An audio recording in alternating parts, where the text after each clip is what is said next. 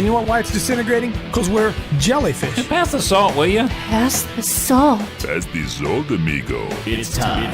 I think they could give us a new name. I believe we are Evan Jellyfish. Hey, will you pass the salt? Pass the salt. We need salt over here. It's time for Pass the Salt. Pass the salt. But we like to share the gospel without any backbone to it, see? The views, opinions, and seemingly outrageous comments expressed on this program are based on the Holy Spirit leading of a man called Coach. I gotta ask you this out there, Christian America. It's time for Pass the Salt with a coach, Dave Daubenmire. Well, how can that happen in my multi-million-dollar studio? Mosquitoes flying in through the lights here. If he comes down here again, I'm going to get him good.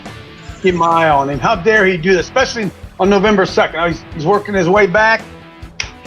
Got him! It's Mosquito Flickin' Friday. There he is, Mosquito Flickin' Friday. Welcome, folks. Welcome. God bless you, man. Good to be home, getting ready to leave again. Got my new shirt on. Dale Socia sent that to me. Look at that. Trump, 2020, the sequel. Make the liberals cry again. I'll probably get beat up in the airport wearing this thing around. But Dale, I appreciate it. He sent me some beignets. He sent me some coffee, some chicken, whatever that stuff's called, a coffee mug. Dale, man, I appreciate you more than even I love people that give gifts. We're supposed to have Sheila Zelinsky with us, the weekend vigilante. I was on the phone with her yesterday. Jared was on the phone with her. She lives in Canada, out on the western way out there. So it's 4:02 in the morning. Maybe she overslept. I don't know. She was really excited about being on the show with us. If we're not able to connect with her today, then we'll figure out a way to get her in here. Whatever. I just thought it was great because of the buildup that we've just had regarding the spiritual warfare and all that kind of stuff. I got my book with me. Sheila's Power of Prayers. Mm-hmm. Michelle, there's something to this, man. There's something to this for sure. And hey, Coach. Yeah, Paul. Even the prayer for the meal is powerful. It's all powerful, isn't it? And so I just thought it would be really, really good. I got some stuff I really wanted to ask Sheila today. So let's pray she's going to be able to figure out a way to get in there. She never really, folks, for those of you who don't know, we're on what you call Google Meet, Google Hangouts. She'd never really done that. In fact, out where she lives, maybe she doesn't even have the capability to be able to do it because of the technology or the internet or whatever. I don't know. But Jared had her connected up yesterday and actually brought her into a huddle to make sure that we were able to get it going. And she's not with us. So if she pops in here, we'll get it going. And in the meantime, the show must go on, and we're going to go on with the show. Hey, Tim Moon got your donation yesterday, man. I want to appreciate it. Hey, folks, I'm a little bit behind. I got time. I've been traveling a lot, Just got back from Iowa, heading to Bethlehem, PA later on this afternoon. Got a busy week. Going to be in Florida most of the week next week. Something's really cool. Craig, guys, who's Craig? Well, I met Craig up in Iowa, and Craig is driving. Some of you may not know what this is. It's called a skid steer. Skid steer. In other words, little forklift. And Craig is heading to Florida. I believe he's going to leave on Sunday. I don't know if Craig's in here with us today or not. He was in the show yesterday with us. I was sitting at the kitchen table with him yesterday. He is loading up his own skid steer, if you can imagine that, his own little Bobcat, and driving that sucker all the way down to 14, 18 hours. Can't remember what he said. Driving that thing all the way down to Florida to help with the hurricane relief down there. So we got guys coming. We got a crew of about 6 of us coming in, I think, this week. And Jim, I think I saw you in here, Jim. Can you come on in here and give us a little bit of an update, buddy? Unless you're laying there asleep listening to it. Sometimes that's what my wife does. She acts like she gets up. Sometimes she lays in bed. And I see Jim's in here. Yeah. Go ahead. Coach, we got 5 guys coming, plus you and Gary and I think myself. So we should have about 8. Skid steer. How about that, huh? Yeah. Yeah, and we've needed that all along. That's going to be a major help through the week, what Craig's bringing. And so looking forward to it.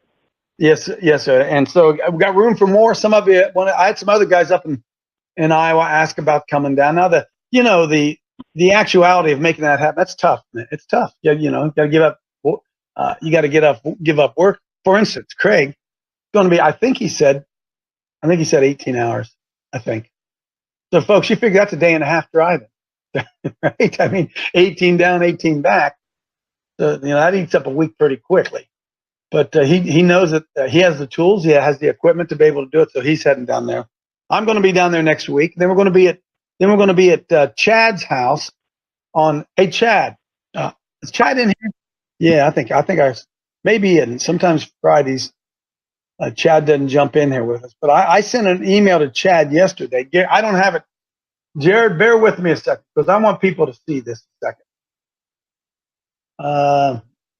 Over here on my other computer. Let's see. Let's go here, Coach. Let's go right here.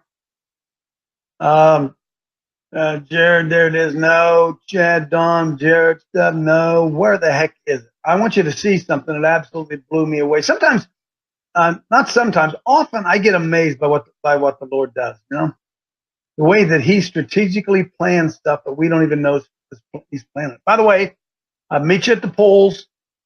That's coming up. Where is this thing? Meet you at the poll is the last one this weekend. Then we turn to the going to the real poll at that point. Where is this thing? Anyway, the Planned Parenthood in Texas and Austin. Let me see if this will work. Austin Plan. Jared can probably Google it. This is how wicked America is. Upcoming coach, truth going. There it is. No. The Planned Parenthood in Austin, Texas pays $1 a year for the rent to the city. See, Jared, see if you can see. I know I sent it to somebody. I sent it to Chad. Where I did. $1. The Planned Parenthood spends $1 in rent. $1. Man, I'm telling you, we are so behind the eight. I'm not going. You're just going to have to trust me that that's happening and yada yada yada. Is that thing there? Anyway, hey Todd Henry, good to see you there this morning. So, Jared, I got you doing 10 things. Pull up Bethlehem, PA, there, brother. Pull up Bethlehem, PA. That's where I'm heading today. Heading to Hellerton, actually. Hellerton Huddle. First Regional Pennsylvania Huddle at Hellertown, PA.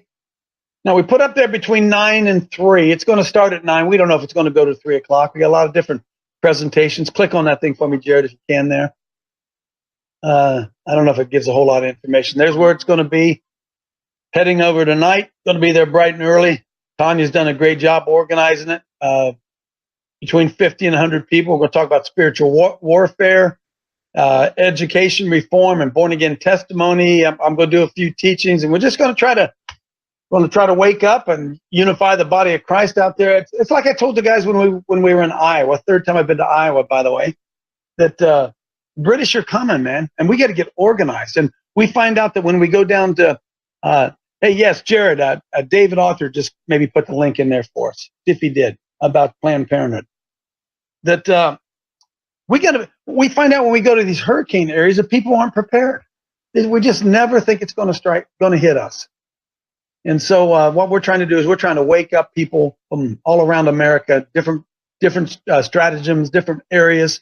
We got them going in Wisconsin. We got them going in Texas. We got it going in Iowa. We're going out to Pennsylvania. We got it, and we're trying to bring it to a building there. Up on the screen there, you see Austin rents to Planned Parenthood for $1 a year.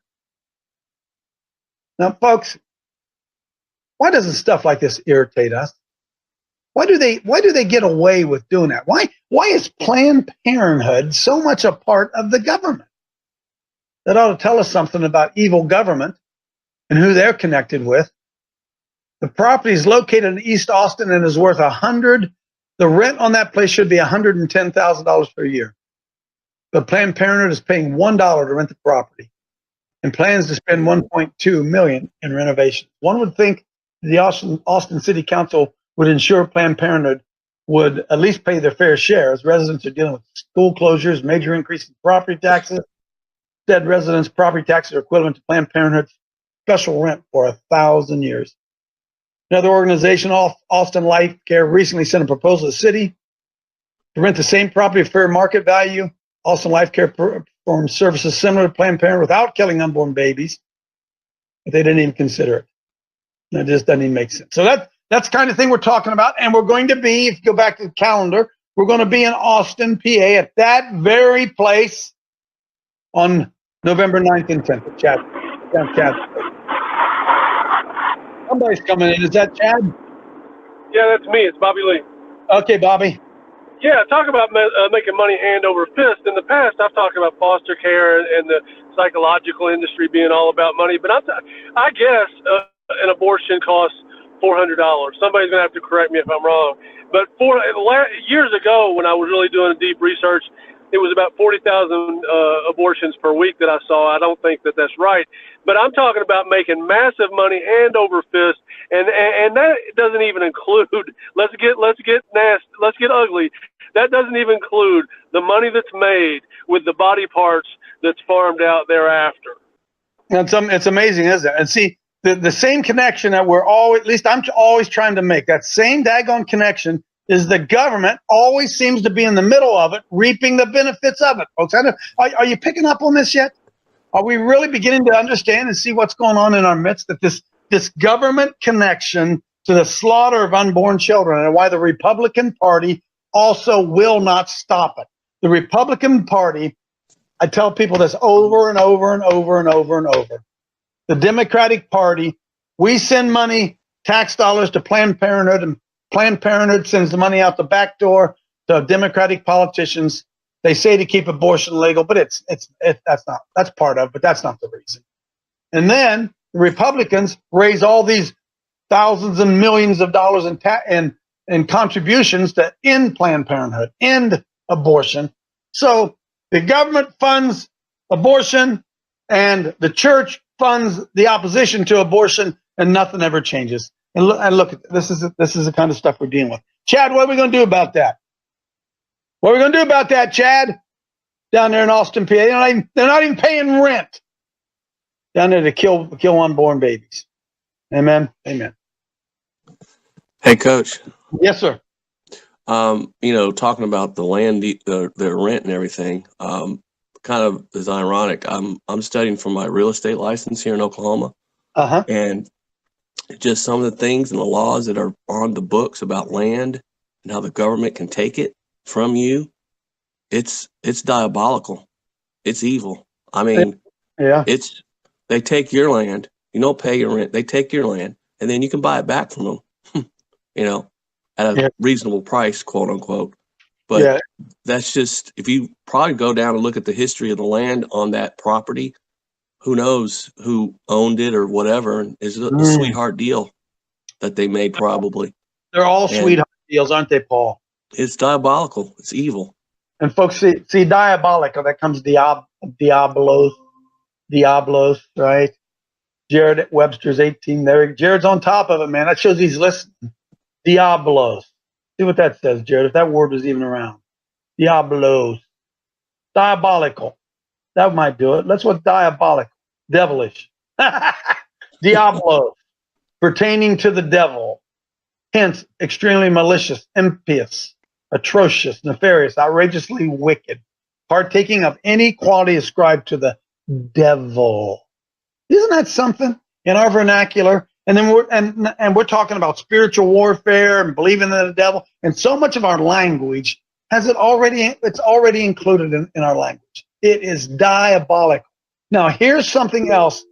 I hope some of you guys are sitting down and understand this.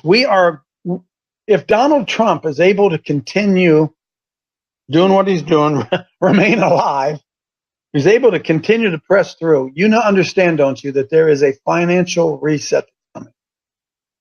That Donald Trump, believe it or not, believe what you want to believe, is going to try to call Ixnay that was a term we used to use when I was young. Ixnay means no way. Ixnay on the whole Federal Reserve System. Ixnay. No more. No more. We ain't going to do this fiat money, and we're not going to be paying money to the Rothschilds and we're not going to do it anymore. That's really why they want to get rid of him, because that system has to break up, because we're so far in debt that there's no way that we're ever going to be able to pay our way out of debt. And the only one getting rich on it are the bankers. And that's exactly what Paul was just talking about. That's what led me into that. The whole mortgage scheme, it's diabolical, right? And the Constitution of the United States gives Americans the right, gives the Congress the power to coin money, not print fiat currency, not to come off of the gold standard, which Nixon did to us, that I believe is in 1973, not to come off of that standard, that where a dollar remained a dollar because it was of value as compared to gold. There was something backing it. In today's money, there is nothing backing today's dollar. It's not worth the paper that it's written on. Yes. Yeah, good. And I think the $1 million question, maybe the question is, what system's going to come out of that? Because kind of talking about this before the show, but without Jesus Christ as the centerpiece of our nation, as King of Kings and Lord of Lords, I personally don't think what comes out of that is going to be what people think. What do you mean? I think it could lead to more control. As long as the government controls it, it's going to be diabolical, because see, we're looking to government to fix the problem when really it's kind of gone into Trump worship. I mean, look, they really think 50% of the people really think Donald Trump's going to fix this whole mess. Mm-hmm. It's not. It's Jesus Christ and as long as we're looking to a man to do it, I think whatever system comes after this has the potential to be even worse. I think this. Here's what I think. Donald Trump, as I've said before, is a battering ram. Dale sent me the shirt. Make liberals cry again. He's a battering ram, and I'm not sure that he's going to fix any of this stuff. To be honest with you, I think he is a battering ram. I think he comes in to destroy and break stuff up, and then it's going to be reformed. And if we think those who are in control and have the power and the money forces and all that, we think that they're just going to yield their power. Okay, we're new currency now. Okay, sure, that'd be good. No, I'm not sure about that. So here's my take on it. See, we have tough times coming, financially tough times, and I don't know how long it'll last, and I don't know if there's going to be a reset. There has to be a reset. I don't know what that reset's going to be like. I don't know who's going to do it. I agree with you, George, that the power could be even more corrupt. But I'm going to tell you that this dollar system, the way it is. See, here's what I think is going to happen. This just is how gullible people are. This could have happened. I don't know if it still will. Still, it's hard to say. Still will. I envision this, that the government is going to do a reset. They're going to say, hey, we're going to reevaluate our currency here a little bit. It's kind of gotten out of control with us. And here's what we're going to do. We've got this new thing, this new dollar that we're going to call it. And here's what we want you to do. For every old dollar that you bring in, we're going to give you $3. So you bring us in 10, we'll give you 30. You bring us in 100, we'll give you 300. And people are going to say, are you kidding me? Wow. And so they're going to go turn all their money in, if there will even be money. It could be just digits after that.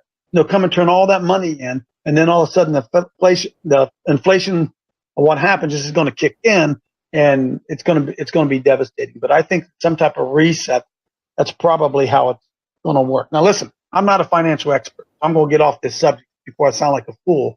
Does anybody have any perspective on that? Well, what you just said, in effect, has taken place maybe a dozen times in our history in the military.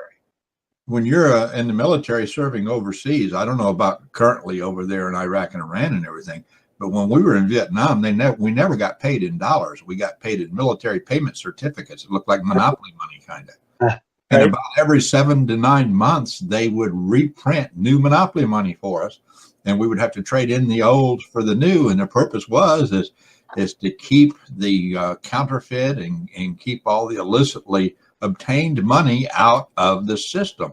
And they're going to use, just like you said, the same tactic to clean up the quote system. And it's going to cause a worldwide recession to make the 30s look like paradise. It has to, folks. It has to happen. And that's why I'm still a believer in tangible things you can hold, gold, food, stuff like that. Yeah, it's already happening in some respects around the world. A lot of countries are going away from the dollar. They're going into the Chinese and the Brazilians, and they're getting ready to form another, like a currency almost. A BRICS, they call it, is what they call it. Here's what they did to us, right? In the 70s, they took us off the gold and they put us on what they called the petrodollar. Oil became gold. It became the new gold. And that's how that, if you go back and check your history, Saudi Arabia, Iraq, Iran, that's when they began to become more powerful on the national stage because they had all the oil. And so we traded the petrodollar, and the petrodollar was the idea that anybody who wanted to buy oil around the world had to buy their oil in the American dollar. That's the way the system was set up. And so we became in control of all of it. But now we see what's going on. See, we're now producing more oil. We're the largest exporter of oil in the world. Did you guys know that now? The United States is once again, which we could have been all along, but it was all suppressed and held down because of the petrodollar, the whole worldwide control. But we now see that China and I can't remember the other one are no longer dealing in petrodollar. In other words, we don't have a monopoly anymore on the way people buy oil. Okay, so when that petrodollar falls apart, what's going to be the foundation underneath the petrodollar? China's buying up a lot of gold. Russia's buying up a lot of gold. Germany's trying to buy up a lot of gold. Is there any gold in Fort Knox? Oh, I don't know. And so ultimately, tangible things are and will continue to be important. I'm going to tell you this. Silver's never been cheaper. And at some point, silver and gold are going to, what's going to happen to their value is going to be amazing. Now, I don't know, are they going to try to, they're going to try to, what's the word, seize your silver and seize your gold? It's diabolical, right? It's a diabolical system that we're trapped up in. And so, hey, Dave, I got a good idea. I like what George said, that Trump can't fix it. But guess what? A man is going to fix it. He's called the Antichrist. Yeah, or a system, a man. It's coming. Coming. The conversation plays into the preparedness that we've been part of for years on the huddle. Is right. When the reset hits, and I am 100% in agreement, it is going to happen. Has to hit. Has to. The bigger problem is really going to be the streets of America. Mm-hmm. My goodness, I don't even know what it will look like, and the government will not be able to control it. No, they won't. And you just look out right now. How many people? First of all, let's be clear of something. Much of our debt, folks. You do know this, don't you? That the United States government doesn't print money. The United States government gave the money printing power to the Federal Reserve, which is a private organization. It would be like me and Roger and George and Chad and Mark Trump. We get to print all the money. We just print it out of thin air, and then we get to lend it all to all you all, and you pay us interest on it. So the Federal Reserve is printing up these worthless dollars, and then they're loaning them to Roger. And Roger goes out and buys a house with some of these worthless dollars, and Roger pays them 8% on that money. And so much of the debt that we have, folks, this is much of the debt we have is debt to ourselves. Did you know that? Did you know the national debt, the money they say we're spending on the national debt? You do understand this, don't you? It's printed money by the Federal Reserve. We owe money to ourselves, but we don't really owe it to ourselves because we gave control of the money over to the Federal Reserve. And it's just a group of private bankers. Oh my goodness. And until we return control of our money back to the people, here it is, Bill Holder. Gold is money, everything else is credit. And so we have a credit-based system. That's what we're dealing with. I didn't mean to get into the finances, but it's all important. So just even a little bit, this is my advice. What's that they say? Oh, I'm not a financial expert and I'm not allowed to give financial advice. However, it would behoove you to buy a little bit of silver. With every paycheck, buy a little bit of it. Buy $1 worth. 17, you can probably get a nice coin for about 14, 15, 16. What's the price of silver right now, Jared? $14.78. You can get a 1 ounce silver coin. So, folks, every time you get paid, go buy some silver. Now, this is hard to understand. You don't spend money when you buy silver.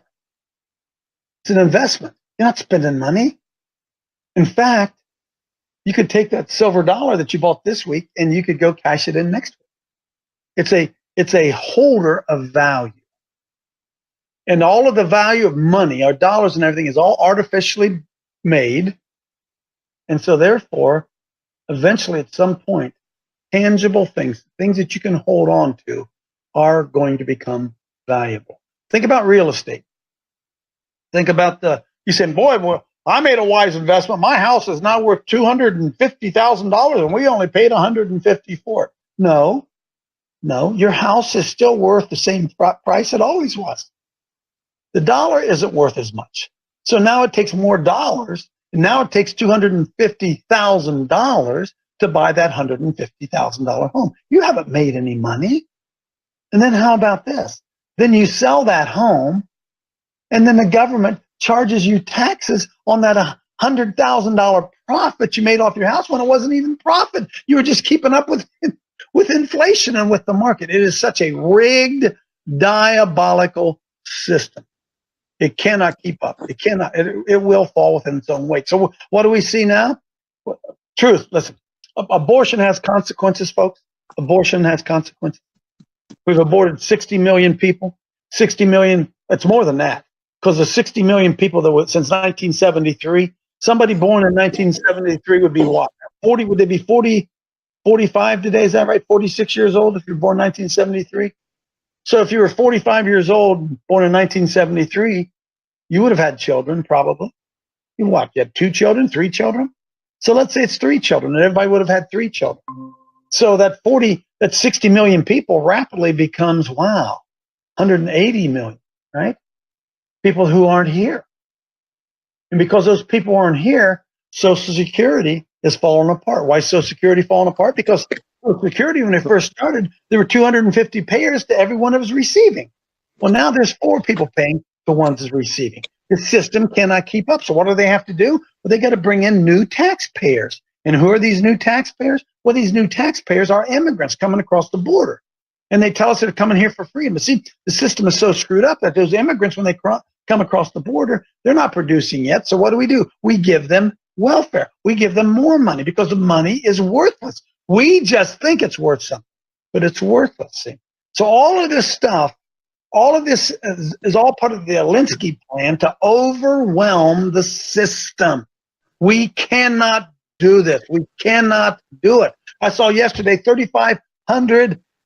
Some of the people coming across the border, depending on the number of children they had, with food subsidies and welfare, and some of them are receiving $3,500 a month government assistance. Folks, how's that continue on? Hey, Coach. Yes. Wow, that's staggering. Hey, just backing up just a minute to gold and silver. I've heard it said before that the longer they artificially keep a commodity down, like gold and silver, when it starts going up, it will go up drastically. Yeah. So if you ever think there's going to be a better time to buy gold and silver, there probably won't, because it costs $1,200 to mine gold out of the ground. They can't really go lower than $1,200 and make any money. Right. So just keep that in mind. If I believe the day's coming quickly where it'll shoot up and then you won't be able to afford it. It's manipulated, and silver has an industrial use. Silver is in every computer, every cell phone. Silver is going to soon be in very, very short demand. Now, I don't know if you know this. Maybe some of you follow it, maybe you don't. About 6 or 7 years ago, when we had some financial issues, maybe it was even a little bit longer than that, silver had made it all the way almost to $50 an ounce. Are you people aware of that? It was $50 an ounce about 2008, I think it was. Jared, maybe you could Google that. See, ask the price of silver, because right now I just did, Coach, and silver back in December of 1979 was $115 an ounce. Silver was $115 an ounce. When, Larry? December of 1979. 1979, in the midst of a financial collapse, right? So then again in May of 2011, it was up to $43. So, folks, there you are. See, it's manipulated, right? So people are going to go into silver when the stock market isn't looking like a good investment. So look at it. Look at Jared's. Jared's got a chart up in front of us, folks. I don't know if you can see it. Jared, scroll back over to 2000. Silver, can you believe that was worth $6 an ounce? Jared, scroll on back. Come on back the other way, Jared. Right there where Larry was talking about. Silver was a little bit more, Jared. A little bit farther. Little bit farther. Oh, silver was, that was July 1980. That was $28. And we know about inflation. And Jared, let's go the other way. Oh, $115 in February 1980. $115 for that same silver coin. $115. Wow, are you kidding me? Oh, no, I'm not kidding you, right? And look at this. So ask yourself this, to pick any other thing that you would want. Pick a gallon of gas. Somebody told me this. I kind of study this. I'm getting into this now. Somebody told me this. Said, listen, an ounce of gold will always. Let me make it more simple. An ounce of silver will always buy a gallon of gas. That's what somebody told me one time. A dollar silver will buy a gallon of gas. Because they're somehow connected, right? So if you think about back in 1970, Jared, go back to let's go right. Well, this is because we're in the oil crisis, right? But let's remember. I'm going to confuse you. I don't want to. $1. Let's say $1 of gas, Jared. Go to 19. Let's slide back when it's cheaper, Jared. Right there. Stop right there, Jared. That's July 25th, 1975. An ounce of silver was worth $23.55, right? All right. But if you had a quarter, what would a quarter be? A quarter of that would be 1/4 of 23 would be $6. So a quarter of $1 will always buy a gallon of gas. That's what somebody told me.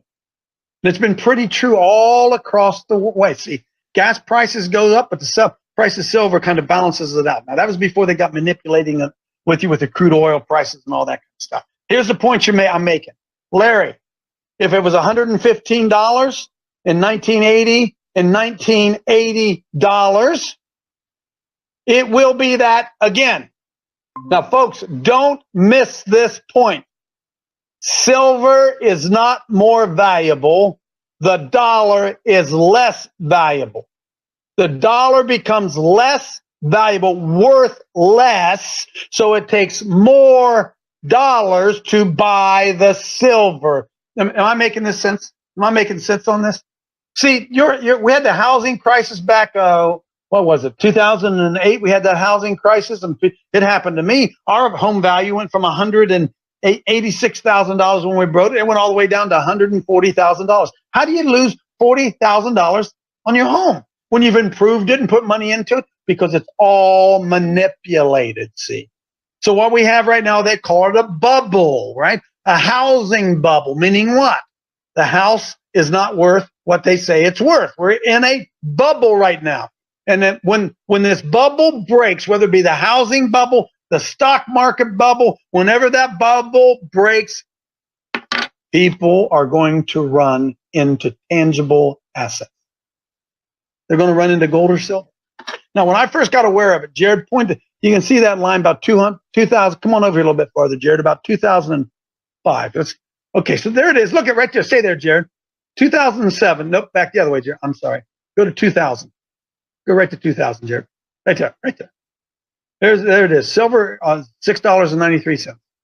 $6.93, October 20th. Now we go back to 1980, right? 1980, 20 years earlier, it was 115.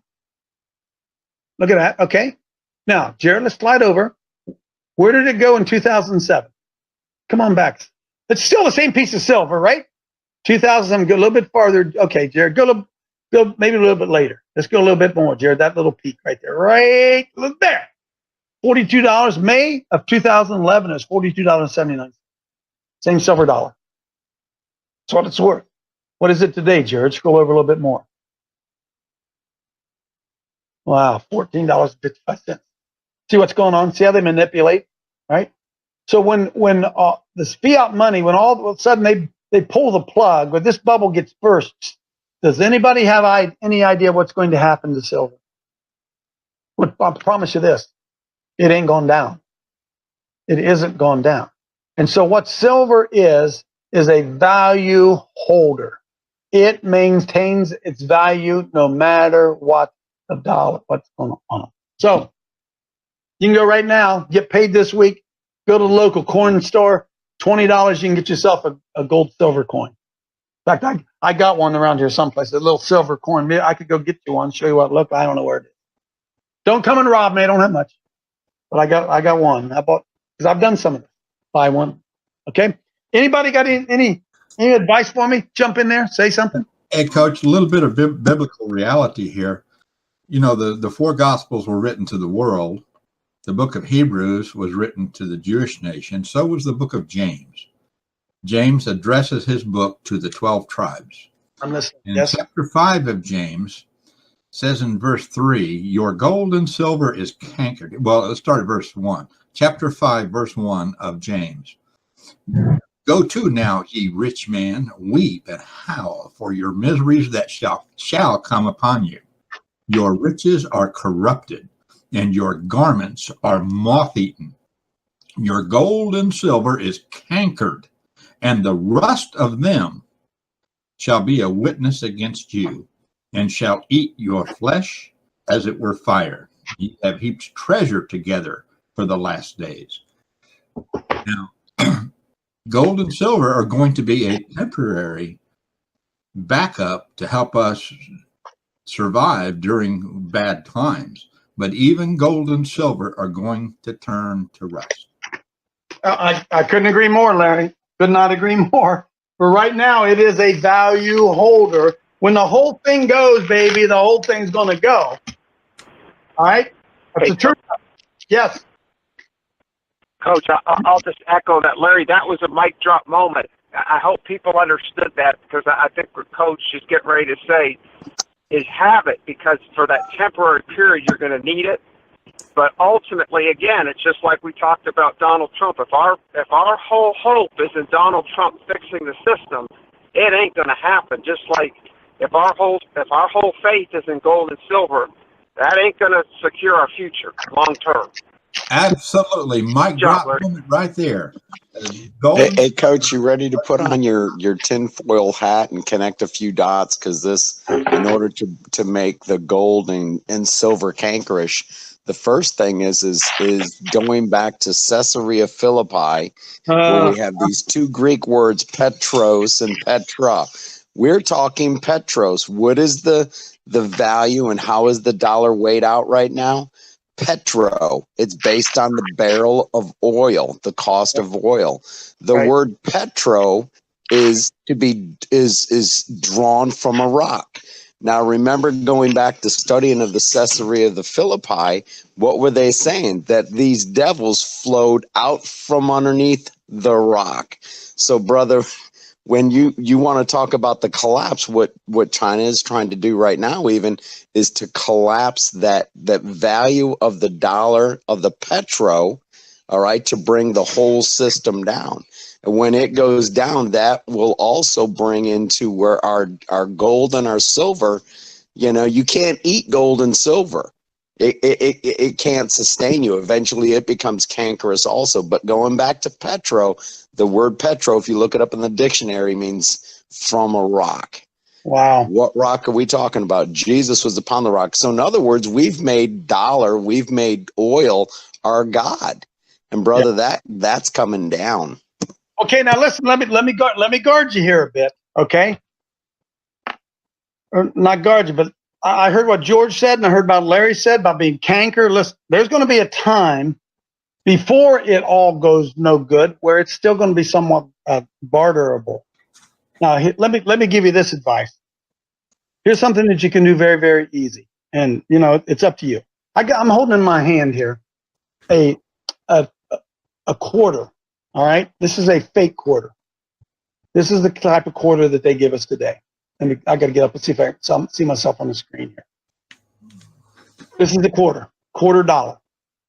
And this $quarter is supposed to be worth what? Well, it's worth used to be silver. And so you could take this $quarter. What's silver right now, Larry? $14. Let's make it easy.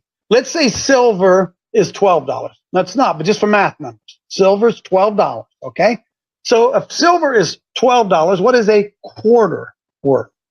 Well, it's worth a quarter of,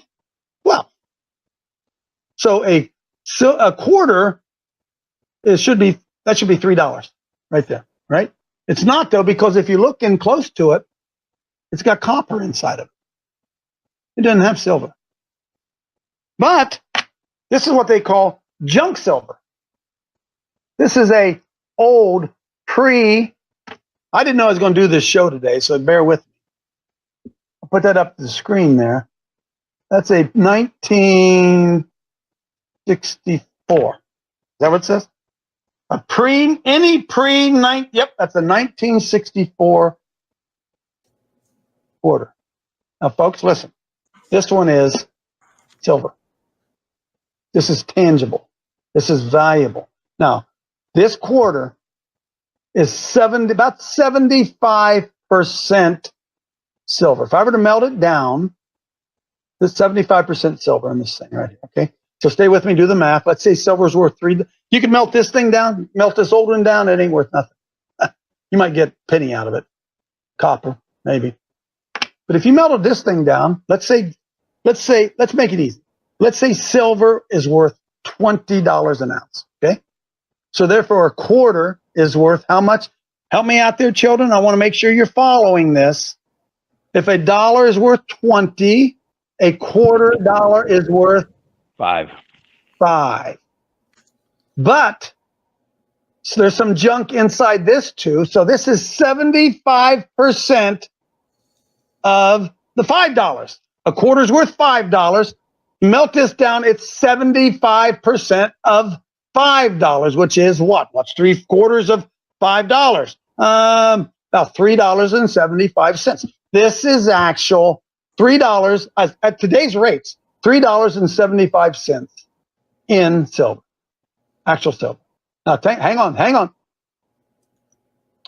What if the silver price was $100?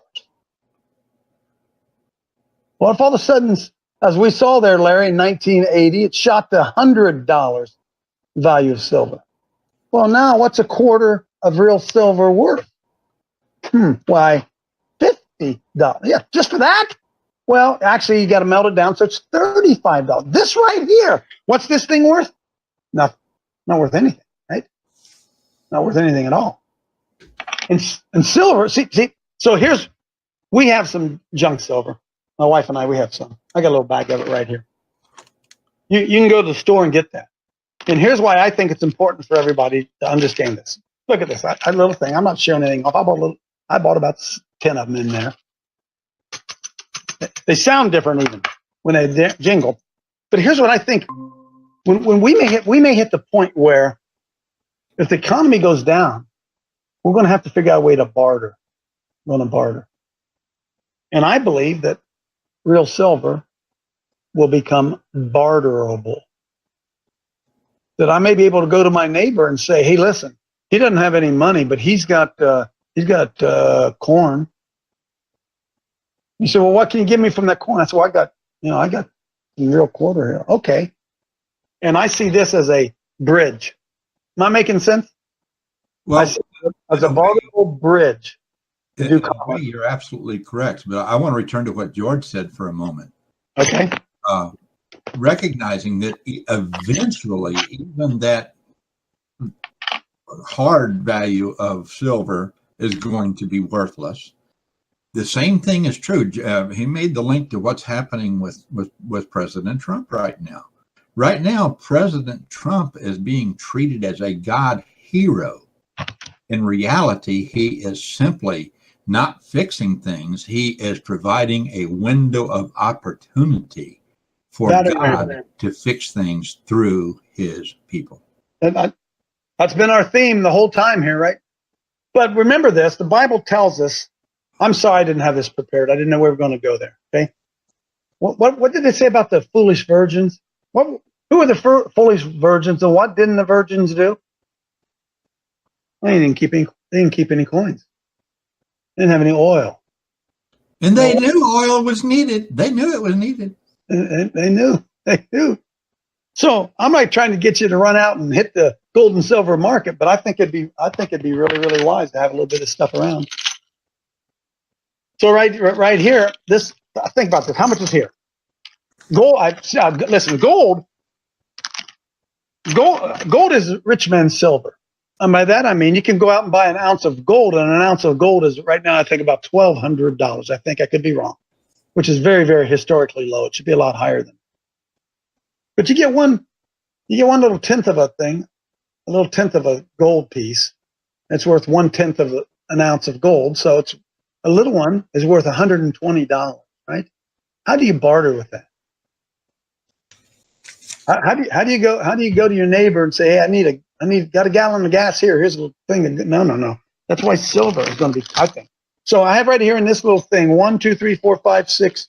I have $1.50 and silver coins. And if silver goes to $100,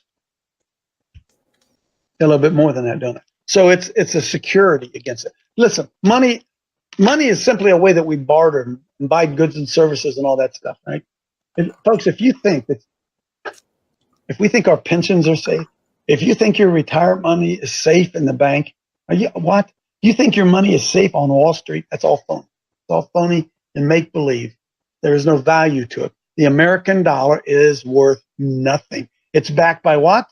The full faith and credit of the American government. That's scary. But that's where we are. Anybody, come on in here. I'm not an expert. I'm not an expert, but this just makes sense to me. It just makes sense to me. That this right here. Larry, what was silver? $115? $115? Well, then those 4 quarters right there are $115. You say, Coach, hey, just some historical fact. That 1979, the Hunt brothers in Texas tried to corner the market on silver, and that's why there was such a huge spike there in value back then. That's right. But I think somebody mentioned about gold and silver. If you put your faith in it, it's going to let you down because you can't eat it. Right. It doesn't keep you warm, and it doesn't make you safe. Just sit down and think what you're going to need. You're going to need water. You're going to need shelter. You're going to need food. You're going to need safety. Buy that stuff now when it's cheap, because on the day it is going to be the most expensive stuff you can find. And it's going to take a lot more silver than lambs trimmed, isn't it? Now. That's keeping your lambs trimmed, see? You see, I can't afford it. As an alternative to gold and silver, I personally believe that weapons and ammunition are going to be just as barterable. Bingo. And Coach, our children, this is our inheritance. This is, I'm just saying, 75 acres down here. We've got 4 acres that are orchards. We have a sewer system treatment plant. Not that I would at this time, but at the end of that thing, you could literally drink that water. We have a well that pumps. We have deer stands and ammos, and we got sons that are not only ready to protect that land, but also to to help reap the fruit from that land. That's how you're going to sustain right there. Amen. Well, the problem, Dale, is you're only 5 feet above sea level. That's what the problem is. Okay, now understand, if you guys get gold and silver, okay, you better have guns to be able to keep it. If you have food, you better have guns to be able to keep it. But having a gun is not enough. You need to know how to use it, and you have to have the right mindset to be able to deal with the situation, whatever that is. You know, initially, I don't think that gold and silver is going to have any barter value. It's on down the road. It's wealth preservation. That's what it is. It's real wealth. And Gary Donahoe said it. Silver and gold will always be worth something. Paper dollars won't be. Yes. Hey, Coach, you may not be an expert, but you sure have a lot of common sense and wisdom. Hey, I know Sheila Zielinski was going to be our guest this morning, and this has been a great show. But I listened yesterday to Sheila Zielinski's show, and Steve Quayle was on the show, and it's really worth listening to. It's a great listen. And, you know, one thing Steve Quayle talked about, and it just resonated with my spirit, because he talked about the hard times coming if America doesn't repent, which it doesn't look like we are. But he said he believes there's going to be safe places. And he said that's dependent upon us being obedient to the Lord. And so, you know what? That's a great hope, even in the midst of trials, as we do everything we can to prepare and, like Chad said, train properly and all that. You know, what a hope to know that God will provide safe places for His people. Yeah, yes, and folks, I want you to consider this, right? Right now, we know that Donald Trump, the government, the Senate, the House, whatever, they are not in control of the financial situation in America. They're not. The deep swamp, the Fed, whoever they are the ones who are in control of our money. And it was one of those old guys, I can't remember which one it was, he says, give me control of the money and I care not who's in control of the politics. So here's the truth. If Trump is successful in some of these things that are going on, the deep state's solution will be what? They control the money. Collapse the system. They control the money. So their answer to it will be some type of financial calamity. If we can't see that coming, let's see that happen. And war. That has to happen if we are ever going to be able to restore America, which, you know, that's a Herculean task. If we're ever going to be able to do that, it's going to have to begin with a solid financial system, which we don't have. It will require some type of collapse. It's going to require it with a lot of pain. And, you know, when people are going to work and they're not, think about this. Think of all the people in the federal government that are being paid money who produce absolutely nothing. They don't produce anything but information. They pass papers, nothing. When the money shuts off at the federal government, you have any idea the horror that we could see in America? And I believe that part of the judgment of God that we see, that God has got to judge America on the greatest idol that we've created, and the greatest idol that we've created has been our prosperity. And when God brings us to our knees, we will return to God. To me, these are how those things line up. And so what I'm saying is, as Gary said, a coin will be worth something. It may not be worth much, but it's going to be a heck of a lot. This silver quarter I had, it's going to be worth more than $100 bill. You understand, folks? Do you get that? Do you really, really understand that? I don't know what good a $100 bill will be. I'm going to tell you, this thing's going to be worth more. Well, you can start a fire with it. With the paper, yeah.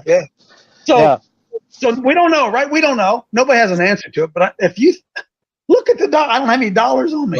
Well, Coach, history itself shows that. Look what happened in Germany when the inflation went so crazy. People were bringing barrels of paper currency just to try to get a couple loaves of bread to feed their family. And we today. We don't think it can happen in America, do we? We don't think that can happen in America, but it can. Venezuela today. So hey, you heard something else to keep in mind is that when the precious metals prices take off, and there'll be a rush to buy them, but there will not be the supply. That's right. You know, if you're thinking about it, pull the trigger now if you can. All right, don't wait until silver's $50 and everybody wants it. Take possession of it. Take possession of it. And Dave, I was just going to say, look, I know some guys are on Social Security, or they just don't have much money. Look, buy one coin. That's right. One coin, just one coin. We'll do you some good on down the road. One a month, brother. Listen, folks, if you buy one silver coin, you're not spending the money. Quit looking at it like you spent it. You have something that is worth value. It's not like going out and buying a pair of clothes or a pair of shoes or a car. You have something of value. So every time you think, boy, my finances are running low, no, you go get a coin and you go back and you cash it back in if you need to. It's a store of wealth, okay? A store of wealth. I'm not a financial advisor, but this stuff just makes sense. It just makes sense. Come on, man. Come on. So here's your game plan for the money. You take $20 and you send it to the Pass the Salt Ministry, and you take another $20 and you go online and you buy a coin every month. $40. That's your plan for success. That's right, brother. Invest in the kingdom and invest in the tangible stuff. See, listen, folks, listen. Here's the great thing about being here. We're so far ahead of the curve. We're so far ahead of the curve. Larry showed us that when the Hunt brothers were trying to corner silver, it was 100. This thing right here in my hand was worth $35. And it will be again. It's going to be worth $35 because the dollar isn't worth anything. This is a store of value. It holds value. This is probably, your property is probably going to go down, and this is probably going to go up. It's important. Take possession. If you can't hold it, you don't have it. Don't invest in silver certificates. Don't invest in silver mines. Don't invest in it. Mail it to me, baby. Mail it. And if you have to, don't put it in the bank. Find a secure place away from your house where you can store it. That's my suggestion. If you want to save a little bit of money, save your shipping charges on buying it online, go to a pawn shop, and you might do your price comparison, but you will probably be able to save your shipping and handling cost. Junk silver. Folks, you can get junk silver. That's like, it's everywhere. Junk silver. Now it's getting less and less. Junk silver. And it's 77% real thing. And it's actual coins. I watch every time somebody gives me change back when I go to the store, man, I'm looking. Is somebody dumb enough to throw a real quarter in there? A real $50? Dimes and nickels, not so much. I mean, you can get dimes. Dimes are 10%, right? It's 10% of the price. Dimes and nickels. Quarters. Half dollars. Be careful with half dollars, because a lot of those are Kennedy half dollars. And those Kennedy half dollars are only about 50% silver. So look for the real old silver halves and silver dimes. Man. Hey, I'm going to be in where? Bethlehem, PA, Hellertown, PA, tomorrow from 9 until 3 o'clock. If you're close, get down there, come down, say hi, shake hands, eat some pizza with us, get to know each other. It's all important that, as the scripture says, to forsake not the assembling of ourselves together, even more as we see that day approaching. We're going to go to Florida next week. If you want to go with us, join us. I see Craig Fawcett's in here with us today. Craig's driving all the way down there with his little Bobcat. Going to get some work done. Going to have some good fellowship, good time, and be 6 of us there. And we got room for more if you want to come. So this is the day the Lord has made. This is not yesterday, not tomorrow. This is it. But a wise man sees trouble coming and prepares. Let's be prepared. God bless you. Have a great weekend. I'll see you first thing Monday morning.